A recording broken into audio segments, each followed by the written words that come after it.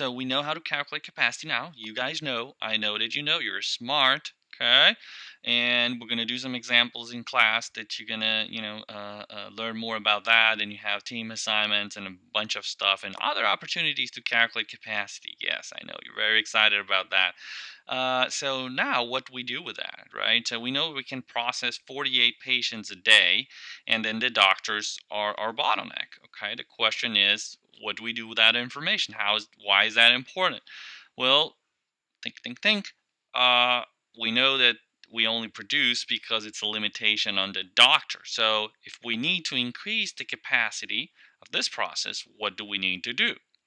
Well, we can do a bunch of stuff and you can tweak the numbers and see how does that impact. So now we have this table that we can think about different alternatives and we can plug the numbers and we can see what's going to happen if we do this and if we do that. Okay, so that's our current process with 48 per day. If we want to increase that to 100, for example, we need to take a look at the bottleneck, right? And what can we do in terms of the bottleneck? Well, we can either increase the number of resources, we can put more doctors, but that will increase the cost as well. But it will increase your production, right? So you put more doctors there, they will have more time, you increase the overall production. That's one thing you can do.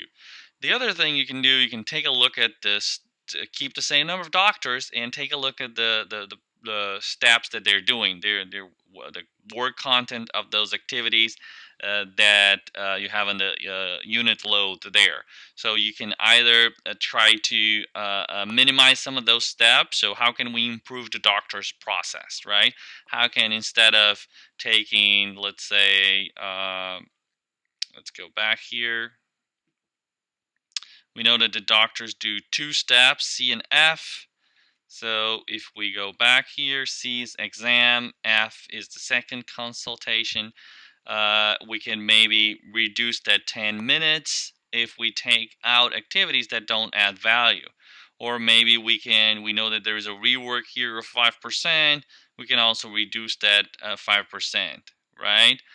Or what we can do is we can take some steps that are done that the doctor does and put it to be done by the nurse or some other staff, right? But we know that nowadays we talk to the doctor very little time, and we spend a lot of time doing a bunch of other things. So it's kind of a tricky one. But that's how it got so short in time, because in the past other activities were done by the doctor, and then they thought, okay, let's minimize those activities and put a bunch of stuff for nurses to do, which is why they do basically everything, and the doctor just there to chat with us, and make us feel comfortable, right? So here you have a slide where it tells you all that, right? Can you reduce the non-value added activities? Can you prepare the room?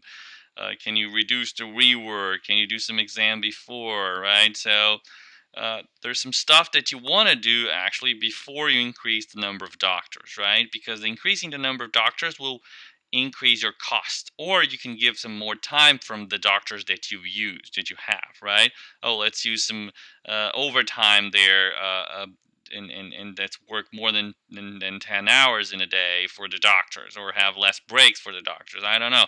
There are things that you need to think about, and you need to understand the math behind it so you know what will make sense.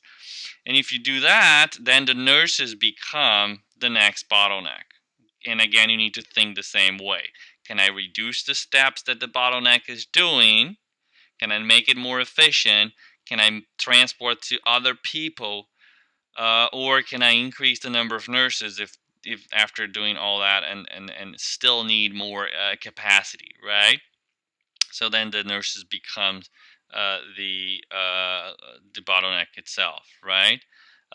So here are kind of some things that you can do: increase the net availability, reduce the rework. Imagine that we went and did an improvement project where we actually were able to find out why the rework was doing, what are the main reasons for rework, and actually tackle those reasons and put this into the nurses protocols and standard work that they're doing, and we change the process and we get some benefits, what is going to be the impact in the number of patients, right? And you can use this table to understand the impact of those improvements, right? So we don't know how to do that still, right? Because that's the problem an analyze faces. We're going to talk more about that.